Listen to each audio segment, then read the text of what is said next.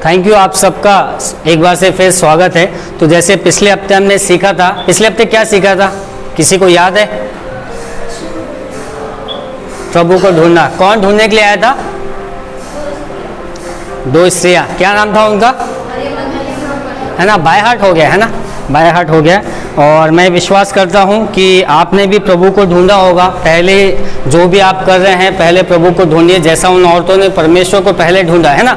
हमने जो कहानी सुनी थी या हमने जो घटना देखी थी वो ये थी कि यीशु को मारा गया, गाड़ा गया और कब्र में रखा गया। और ये कब्र के समय में तीसरे दिन, जो ईस्टर का दिन कहलाता है, रविवार का दिन, जिस दिन दो औरतें जिनका नाम मरियम है, वो उनको ढूंढने के लिए आती हैं और उन्हें स्वर्गदूत मिलता है, स्वर्गदूत उन्हें ये करता है। और उसके बाद के 2 वचनों में यीशु भी उन्हें मिलता है, यीशु भी उनसे बातें करता है। आज थोड़ा सा वहीं पर कुछ सीखने की कोशिश करेंगे। जैसे मैंने पहले ही आपको बताया कि आज मैं लालची सैनिकों के बारे में सिखाने वाला हूँ। लालची सैनिक जो थे, हम उनके बारे में पढ़ते हैं। तो हम निकालते हैं मत्ती की किताब, उसका 28वां अध्याय और वचन 11 से लेके 15 तक के। इसके पहले हमने देख लिया कि स्वर्गदूतों ने उन्हें आशीष दे दिया, स्वर्गदूतों ने उन्हें बात कर लिया, है ना, उनसे बातें कर लिया, सारी चीज़ें हो गई।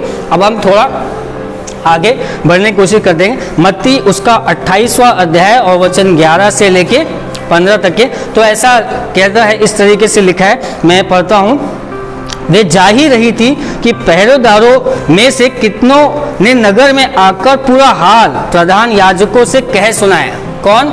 सैनिक लोगों ने आके क्या किया? कौन जा रही थी? वो 2 औरतें जा रही थी जिन्हें यीशु मिल गया, स्वर्गदूत मिल गया। अब वे जा रहे हैं तो तुरंत की तुरंत प्रधान याजकों के पास में ये सैनिक, ये सोल्जर जो पहरे में थे, कहाँ थे?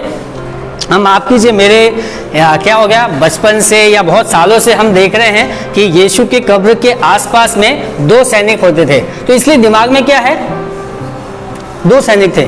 लेकिन 2 सैनिक नहीं थे वहां पे, बहुत सारे सैनिक थे। क्योंकि यहाँ पर लिखा है, अगर 2 होते तो क्या बोलते?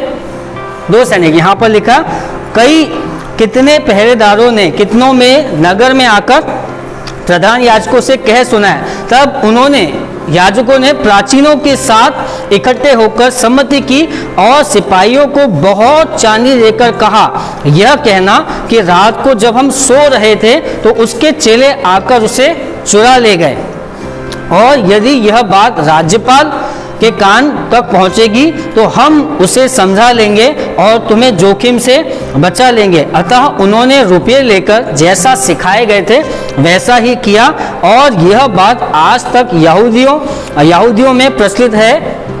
ये हमने हमारा केंद्र का, बोल सकते केंद्र का पद है कि उन्होंने क्या किया? चांदी लिया, रुपया लिया और जैसा सिखाए गए थे वैसा ही कहा। और आज तक के यहूदियों के इसमें, अब जब मैं ये आज तक की बात कर रहा हूँ ना, तो मत्ती की जो किताब है वो लिखने में करीब 25 साल का अंतर है।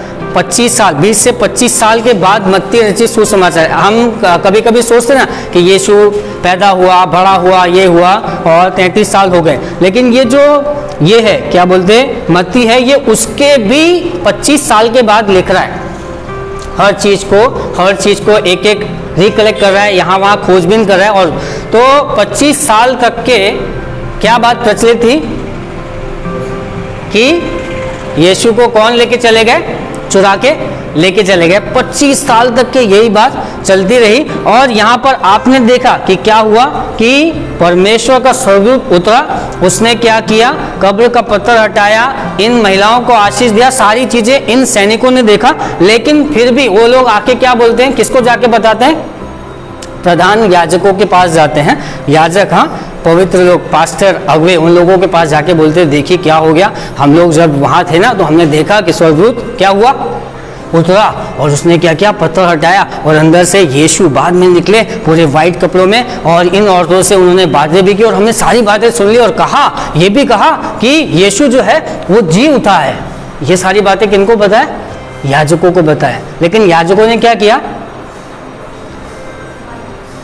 याजकों ने प्राचीनों के साथ में, प्राचीन समझते हैं जो और बुजुर्ग हैं, उनके साथ में मिलकर सलाह की। बोला, अरे ये तो लफड़ा हो गया, वो जो यीशु, इसके पहले अगर मत्ती आप 27 में पढ़ेंगे तो यहाँ पर वो ये यहूदी, ये जो फरीसी हैं और ये महायाजक हैं, ये राज्यपाल के पास में जाके कहते हैं कि कब्र पे पहरा लगाया जाए, क्योंकि वो जो है वो कहीं ऐसा ना हो कि पहले का धोखा इसके बाद के धोखे से बड़ा हो और वो सही में उसके चुरा लेके जाए। इन्होंने पूरा फिक्स करके रखा था कि हम कैसे भी करके उसको बचा के रखेंगे, उसके ये कब्र पे पहरा देंगे, क्योंकि वो कहता था कि 3 दिन में क्या हो जाएगा, जी जाएगा। तो ये इनके सामने इनके ये जो सोल्जर है, इन्होंने देखा कि क्या हो गया, सारे चमत्कार हो गए। लेकिन फिर भी अब ये लोग क्या करें, और भी लोगों के साथ में सलाह करें। किस चीज़ की सलाह करें? बोला हम क्या करते हैं, तुम्हें पैसा दे देते हैं। दे दिया, उन्होंने पैसा ले लिया। फिर उसके बाद में उनको सलाह भी दे रहे। क्या दे रहे? बोला तुम क्या करो, तुम बोल देना। क्या बोल देना?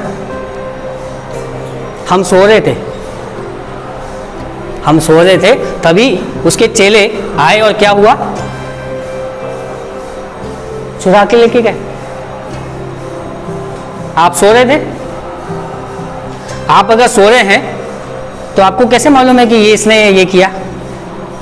कैसा झूठ बोलने के लिए कह रहे हैं? ऐसा झूठ बोलने के लिए कह रहे हैं जो किसी भी रीति से पचने लायक नहीं है। लेकिन उन्होंने क्या किया, इन सैनिकों ने क्या किया, वैसे ही किया।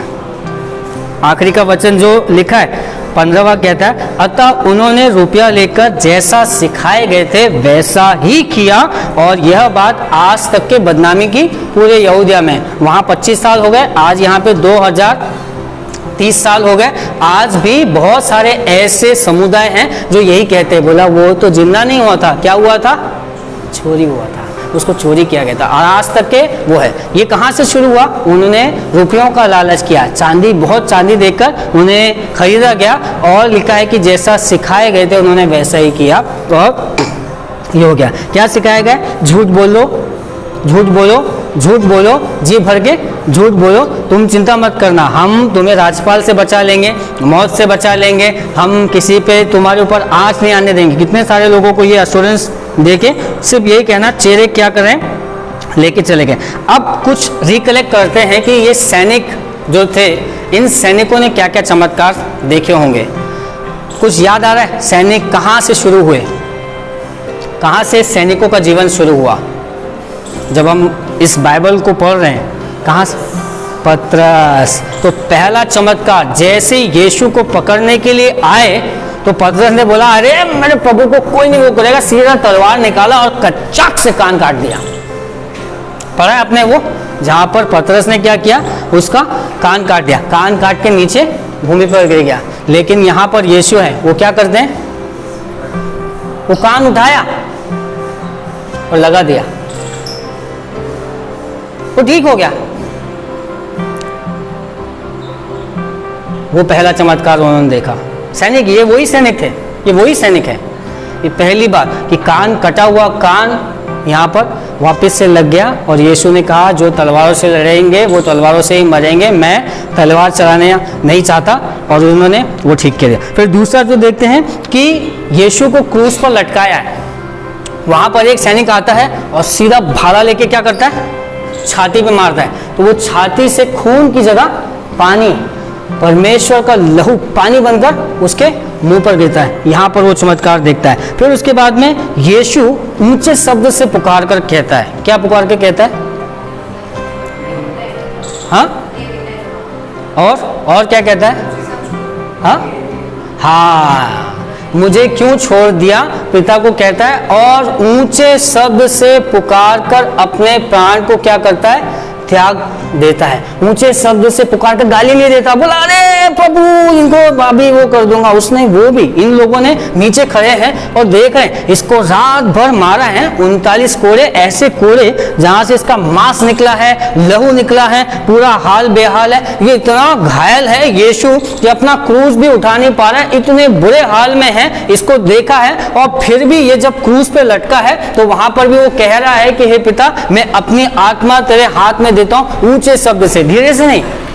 ऊंचे से क्यों कहा होगा, ऊंचे से इसलिए कहा होगा कि ये सारे लोग सुने कि मैं आज भी समर्पित हूं, परमेश्वर चाहे मुझे कितना भी दुख मिले, इस संसार में शैतान मुझे कितना भी सताए, मैं आज भी समर्पित हूं। ऊंचे शब्द से पुकार कर इनके लिए दुआ की, कहा इन्हें माफ कर, ये नहीं जानते, और अपने प्राण को त्याग दिया। ये सैनिक नीचे खड़े थे और देख रहे थे कि अरे बाप रे, ये तो बड़ा चमत्कारी आदमी है, इसको इतना मारा गया, थूका गया, कौड़े काटे, सारी चीजें की, लेकिन फिर भी ये अपने मुंह से एक ही चीज कह रहा है, पिता इन्हें माफ कर, मैं अपनी अपनी आत्मा तेरे हाथ में समर्पित करता हूँ। ये चमत्कार उन्होंने देखा, कान का चमत्कार देखा, उसके बाद में कोरों का चमत्कार देखा, उसके बाद में भाले का चमत्कार देखा, और उसके बाद में उसकी जबान का चमत्कार देखा कि ये फिर भी दुआ कर रहा है, फिर भी गाली नहीं दे रहा है। मैं और आप, अगर मुझे और आपको इतनी तकलीफें हो तो हमारे मुंह से क्या निकलेगा, क्या हम करेंगे? ऊंचे शब्द से हम क्या बोलेंगे?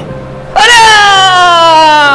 लेकिन यीशु ऊंचे शब्द से कह रहा है, इन्हें क्षमा कर, मैं अपना प्राण तेरे हाथ में दूं। और फिर नीचे एक आदमी खड़ा बोला, सच में ये कौन था?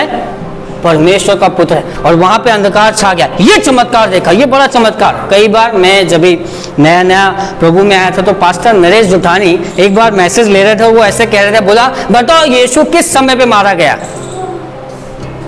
तो लोग क्या, कौन से समय मारा गया? दिन में या रात में? दोपहर, 3 पहर, सब लोग ऐसे, हम लोग सब ऐसे बोला, हाँ वो दोपहर को था, 3 पहर था, अंधेरा था, रात था। तो ये वो इस तरीके से कहते, बोलता ना तो वो दिन में मारा गया ना रात में मारा गया, वो ठीक समय पे मारा गया। वो दोपहर के तीसरे पहर और ये सब सारी चीजें वहां पर थी, लेकिन जैसे यीशु ने अपने प्राण को त्याग दिया उस समय अंधकार छा गया। दिन में क्या हो गया? अंधकार छा गया। इन्होंने यहाँ तक के कुछ सैनिक मंदिर में थे, जैसे यीशु ने प्राण त्यागा वो मंदिर का पर्दा क्या हुआ, ऊपर से लेके नीचे तक के फट गया। ये सैनिक वहां पर भी थे, इन्होंने वो भी चमत्कार देखा। इन्होंने ये भी देखा कि अरे दिन में क्या होगी, रात होगी। उसमें से एक जो सरदार था वो कहता है, अरे सच में ये कौन है? परमेश्वर का बेटा है। इन्होंने चमत्कार देखा, कान को कटते, कान को जोड़ते देखा, यीशु को ऊंचे शब्द से पुकारते देखा, क्रूस पर मरते देखा, है ना, अपने प्राण देते हुए। बोला मैं अपनी आत्मा क्या कर रहा हूं? तेरे हाथ में दे रहा हूं। कोई ऐसा कर सकता है? हमने सिर्फ पिक्चरों में देखा है। एक दिन आपको बहुत फेमस है आपके जमाने की, शोले में अमिताभ बच्चन कैसे मरते हैं, और है ना, ऐसे मरते हैं ना। हम सिर्फ पिक्चरों में देखते हैं कि कोई हीरो कैसे मरता है, उसको मालूम है। अब गोली लगे ढस क्या, और अब धीरे धीरे अब वो अपनी आंखें बोला, मेरा बेटे को संभालना, मेरी बेटी को संभालना, मेरी माँ को संभालना, मेरे, और मैं तेरा ये, हमको वो मालूम है। लेकिन यहाँ पर यीशु ने सही समय पे कहा, हे पिता मैं अपने प्राण तेरे हाथ में देता हूँ। जिंदगी में इन लोगों ने कभी ऐसा नहीं देखा होगा कि कोई अपने प्राण को अपने आवाज से, अपने शब्दों से परमेश्वर के हाथ में सौंपता है। ये एक उन्होंने चमत्कार देखा। इन्होंने बहुत सारे चमत्कार देखा। फिर उसके बाद में इन्होंने यीशु को कब्र पे रखते हुए देखा है। ये वही लोग थे, इनके सामने एक ने आया, एक ने बोला मेरे पास में ऐसी जगह है जहाँ पर कभी कोई कब्र में नहीं रखा। उसने यीशु को अपनी उस कब्र में ले जावा के रखा। तो ये लोग आए, क्योंकि महायाजकों ने बोला उसके सामने क्या करो, बड़ा पहरा लगाओ। ये पहरा लगाने के लिए वहाँ पर खड़े गए। इन्होंने बराबर वो देखा, और जिस दिन उसकी कब्र पे रखा गया उसी दिन से ये लोग क्या कर रहे हैं, पहरा दे रहे हैं। 2 आ रहा है तो 2 दूसरा जा रहा है, 4 आ रहा है तो 4 दूसरे, लेकिन वो लोग वहां पे खड़े 2 दिन 3 दिन तक के वो लोग क्या कर रहे थे, लगातार कब्र पे पहरा दे रहे थे। और फिर उसके बाद में इन्होंने तीसरे दिन क्या देखा, स्वर्गदूत को उतरते देखा, जो हमने पिछले हफ्ते में जिक्र किया कि स्वर्गदूत उतरा और उसने क्या किया, पत्थरों को हटा दिया, पत्थर को हटा दिया, खुद उसके ऊपर बैठ गया। मरियम मगदलिनी और मरियम आई और उनसे क्या करने लगा, बातें करने लगा। उन्हें कहने लगा कि तुम मत डरो क्योंकि तुम यीशु को ढूंढते हो। और इन्होंने जैसे ही उसको देखा ये लोग क्या हो गए, डर गए। मैंने बताया था कि ये जो रोमी सैनिक होते, कोई भी ऐसे इनको सैनिक बना सकता है? आप सोचो, हम ऐसे साधारण तौर पे हमारे यहाँ पे सिक्योरिटी रखते हैं जो सादे कहीं रिटायर हैं, कहीं मतलब जॉब नहीं है, उन लोगों को हम रखते हैं। ये इनकी खास ट्रेनिंग हुआ करती है। ये बहुत बोल सकते हैं ना, अपने एक्सरसाइज में, इसमें उसमें पढ़े लिखे बहुत सारे चीज़ हैं जो ये काबिल हैं और इन्हें बनाया जाता है। कोई भी उसमें ऐसे नहीं बनता, एकदम काबिल आदमी। इन्होंने जब स्वर्गदूत को देखा तो ये डर गए और मुर्दों के समान हो गए। इन्होंने ये भी चमत्कार देखा कि यहाँ स्वर्गदूत उतरा। फिर उसके बाद में आगे अगर आप देखते हैं तो जैसे मरियम मगदलिनी, ये 28 का आप निकालेंगे, 8, 9, मत्ती 28, 9 और 10। तो इन्होंने यहाँ पर ये भी देखा कि यीशु उनसे क्या करता है, बातें करता है। मत्ती 28, 9। हाँ हाँ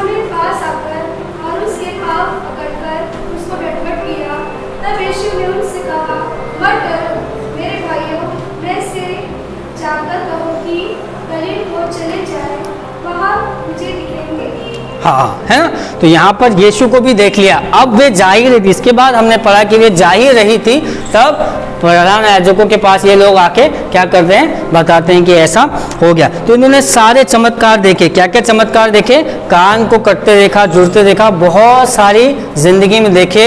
इन्होंने देखा कि यीशु कैसे पुकार के अपनी प्राण दे रहे हैं। यीशु के मरने के समय में अंधियारा हो गया, यीशु को भाला गोपा तो खून और पानी दोनों एक साथ में बौछार बन के निकला। उन्होंने देखा कि पूरा अंधकार छा गया। उन्होंने, उनका एक सरदार ने बोला कि अरे सच में परमेश्वर का पुत्र है, और बहुत सारा पर्दा फटते देखा। सारे चमत्कार देखे, लेकिन फिर भी क्या लिखा है?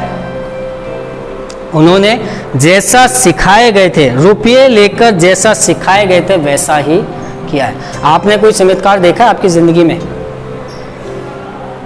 मैं आपको बताता हूं। 20 साल पहले एक लड़का घर से भागा, नशे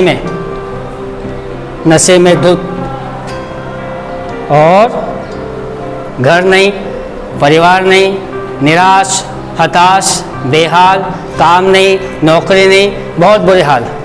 आज वो लड़का आपके सामने खड़ा है, घर है, काम है, बीवी है, बच्चे हैं, जिनसे रूठा था, जिनके पास से भागा था, उनसे भी मिल गया, सारी चीजें हो गई। ये चमत्कार आपको कुछ याद आ रहा है आपकी जिंदगी में? ऐसे कुछ चमत्कार हुए। आप और मैं जिस जगह से भी आए हैं, जहां पर भी आप और मैं रहते हैं, परमेश्वर ही था जो आपके और मेरे जीवन में क्या कर रहा था? चमत्कार कर रहा था। आज आप ऐसे नहीं आ गए यहाँ पर मेरी बात सुनने के लिए, ऐसे इन्होंने पकड़ के लेके आया, उन्होंने, परमेश्वर ने आपको लेके आया ये बताने के लिए कि मैं आपकी जिंदगी में काम करता था, करता हूं और करता ही रहूंगा। इन सैनिकों के समान नहीं, इन सैनिकों को इन्होंने सब कुछ अपनी आंखों से देखा। चमत्कार देख रहे हैं। कान कट गया भाई, आपने देखा कभी किसी का कान कटा है और कोई चीरा लगा देता है? देखा है? इन लोगों ने वो भी देखा। सारे चमत्कार देखे, यीशु के बड़े बड़े चमत्कार देखे, लेकिन फिर भी जैसा सिखाया, क्या सिखाया गया था? झूठ बोल देना, चोरी कर लेना, हम पैसा देंगे तुमको, हम मरने नहीं देंगे, हम तुम्हें बचा लेंगे। इन्होंने वही क्या किया? जैसा सिखाया गया था वैसे ही किया। आपको भी कई बार लोग बहुत कुछ सिखाते हैं, सिखाते हैं? नहीं सिखाते? आप कैसा करना चाहेंगे? जो लोग सिखाते हैं वो लोग क्या सिखाते हैं? प्राचीन लोग क्या सिखाते हैं? यहाँ पर वो लोग थे, कौन थे? याजक और प्राचीन। प्राचीन मतलब बुजुर्ग के बारे में बात हो रही है, जो कलीसिया के बुजुर्ग हैं, जो सभाओं के बुजुर्ग हैं, जो बोल सकते हैं ना माने हुए लोग हैं, वो लोग मिलकर सम्मति करते हैं और क्या करते हैं? बोला इनको पैसा दे के खरीद लेते हैं। इनको थोड़ी तकलीफ होगी, इनको थोड़ा झूठ बोलना पड़ेगा, इनको झूठ बोलो। क्या झूठ बोलो? बोला चेले जो है ना वो चुरा के लेके गए, तुम इतना ही बस करो, बाकी कुछ मत करना, बिल्कुल टेंशन मत लेना, हम तुम्हें क्या करेंगे? बचा भी लेंगे, पैसा भी देंगे और सारे जोखिमों से खतरा करेंगे। आज शैतान आपको और मुझे ऐसे ही चाल में फंसाता है। वो क्या करता है पता है? आपको काम का लालच देगा, पैसे का लालच देगा, बोला कर ले, झूठ बोल ले, क्या हो रहा है? ले ले ले ले ले, गपागप ले ले, गपागप ले ले, और हम झूठ में और दूसरे फरेब में फंस जाते हैं और उसके बाद में हमारी जिंदगी बेहाल हो जाती है, हम तकलीफों में आ जाते हैं। क्यों? क्योंकि इन सैनिकों के समान मैं और आप जैसा, आपको और मुझे ये सिखाया जाता है बचपन से कि तुम मेहनत करोगे ना तभी तुम कामयाब हो गए। अरे पत्थर तोड़ने वाला भी बहुत मेहनत करता है, वो कामयाब क्यों नहीं है? हाँ या ना? सबसे ज्यादा कौन मेहनत करता है? वो क्यों नहीं कामयाब है? आपको मुझे ऐसा सिखाया जाता, बोला तुम जितना काम करोगे, जितना करोगे तुम्हें उसका फल मिलेगा, तुम जितना अच्छा करोगे तुम्हें उसका फल मिलेगा, तुम जो भी करो, हमें ये सिखाया जाता है, हमें ये बताया जाता है, और मैं और आप जो सिखाया जाता है हम वैसे ही करते हैं। पर ये नहीं कि जो हमने देखा है, मैंने देखा है कि मैंने यीशु को कैसे पाया। इन सैनिकों ने देखा, सिखाया वाली बात तो बाद में, इन्होंने देखा चमत्कार, अरे कान कट गया था वो जुड़ गया। आप और मैं कई बार हमने मौत का सामना किया, हमारे बच्चे बीमार हुए, आप बीमार हुए, आपके घर में बहुत बड़ी तकलीफें आई, आपके घर में बहुत बड़ी परेशानियां आई, यीशु ने आपको बचाया और यीशु ही आपको बचाएगा। जो देखा है आपने उस पर यकीन करो। जो सिखाया जा रहा है, दुनिया जो सिखा रही है कि जैसा चलता है वैसे चलेगा, जैसा हो रहा है वैसे होने दो, आप बस अपना काम करते रहो, आप लगे रहो, आप बेहतर करते रहो, वो सिखाए में नहीं, पर जो आपने देखा है, जो परमेश्वर आपके लिए करता है, जो परमेश्वर ने आपके लिए किया है, यीशु ने आपके और मेरे लिए क्या किया है? क्रूस पर जान लिया। यीशु जब क्रूस पर मारे गए तो उन्होंने क्या कहा, हे पिता इन्हें माफ कर, हे पिता इन्हें माफ कर, ये नहीं जानते या ये क्या कर रहे हैं। उन सैनिकों के लिए भी उसने दुआएं की, उन सैनिकों को उन्होंने श्राप नहीं दिया, बोला मुझे सबसे पुकार के अभी मैं तुम्हें श्राप देता हूँ, आज ही तुम मर जाओगे, ऐसा कहा नहीं। बोला हे पिता ये नहीं जानते। जब उसको मार रहे थे, उसके ऊपर थूक रहे थे, कांटों का हार लगा रहे थे, तो भी यीशु कह रहा है हे पिता क्या कर, इन्हें क्षमा कर, इन्होंने जितने भी पाप किया उन्हें क्या कर, क्षमा कर। और ये कहकर यीशु ने अपने प्राण को दिया। आप और मैं जो हमने सुना है, जो हमने देखा है, जैसा आपको संसार सिखा रहा है, शैतान आपको ऐसे ही सिखाता है। आपके कान में कुछ चीज़ें चलती रहती है कि हाँ ये चोरी कर ले, लालच, काम, इससे आप सफल होंगे, इससे सब कुछ होगा, वो नहीं। पर यीशु जो कहता है कि पहले उसकी खोज करो। इन्होंने सुना था ना, देखा था कि मरियम मगदलिनी क्या करने आई, तुम जो यीशु को ढूंढती हो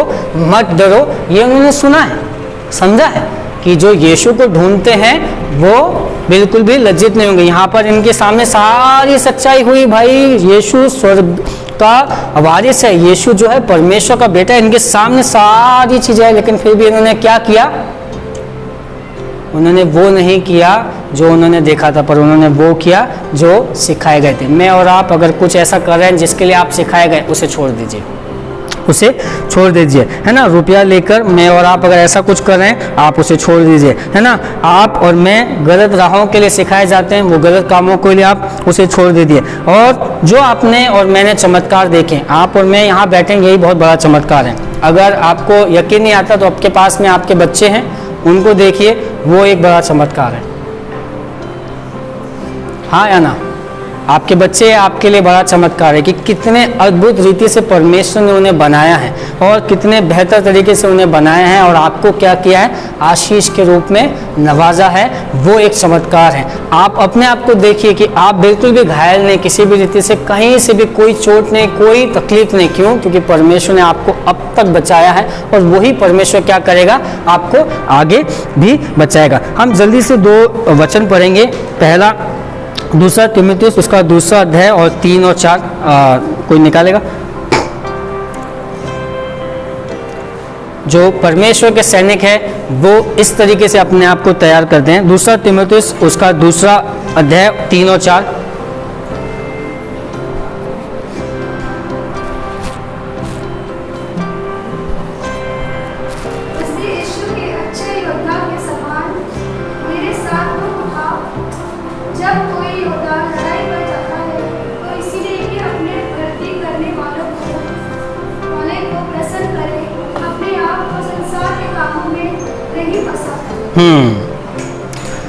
यीशु मसीह के उत्तम सैनिक की तरह तुम उनके साथ कष्ट सहते जाओ।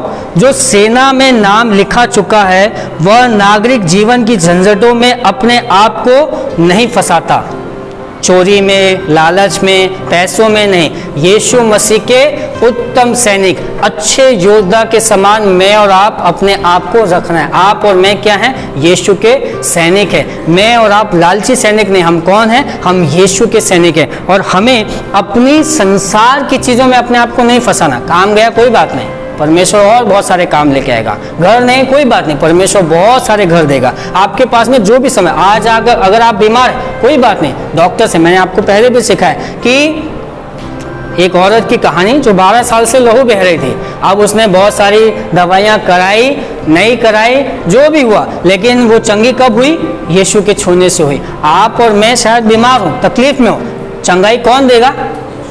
यीशु ही देगा। तो जितनी भी समस्या हैं, सारी चीज़ों का सब भार परमेश्वर के सामने छो। उत्तम सैनिक के समान, यीशु मसीह के उत्तम सैनिक की तरह तुम उसके साथ में कष्ट सहते जाओ। वो आपको आश्वासन दे रहा है। पौलुस जो है आश्वासन दे रहा है। आज शायद आपको समस्या होगी जिसके कारण आप बहुत परेशान होंगे, लेकिन वो कह रहा है कि कष्ट को क्या करते जाओ? सहते जाओ। जो सेना में नाम लिखा चुका है। कौन सी सेना?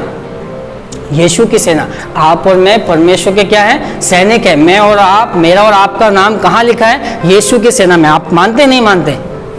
आप और मैं सैनिक है। आप और मैं सैनिक हैं। जो सेना में नाम चुका है वह नागरिक जीवन की झंझटों में अपने आप को नहीं फंसाता, संसार की बातों में अपने आप को नहीं फंसाता, और जिससे वह सेना के अधिकारी को प्रसन्न कर सके। मेरी सेना का अधिकारी या मेरी सेना का जो मुखिया है वो कौन है?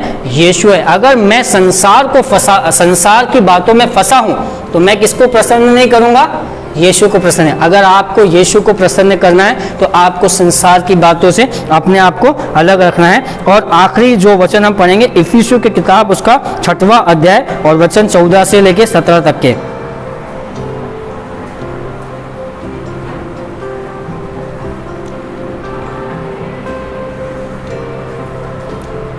इफिसियों उसका 6वां, ये इसमें ट्रांसलेशन थोड़ा अलग है।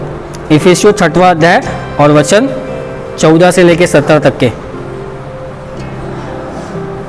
मिला किसी को?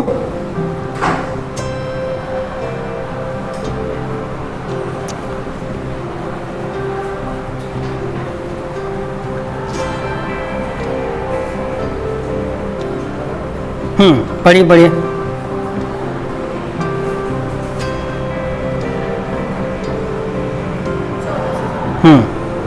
इसलिए सत्य से अपनी कमर कसकर और धार्मिकता की नीलम पहनकर और पाँवों में मेल के सुसमाचार की तैयारी के जूते पहनकर और इन सब के साथ विश्वास की ढाल लेकर स्थिर रहो, जिससे तुम उस दुष्ट के सब जलते हुए तीरों को बुझा सको।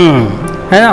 तो परमेश्वर के सारे हथियार सैनिक को क्या करना पड़ेगा? सारे हथियार सत्य से अपनी कमर। ये झूठे सैनिक थे, ये लालची सैनिक थे, इन्होंने क्या किया? रुपया लिया और जैसा सिखाए गए थे वैसे ही किया। आप और मैं परमेश्वर के सैनिक हैं, महान परमेश्वर के सैनिक हैं। आप और मैं झूठ बोलेंगे?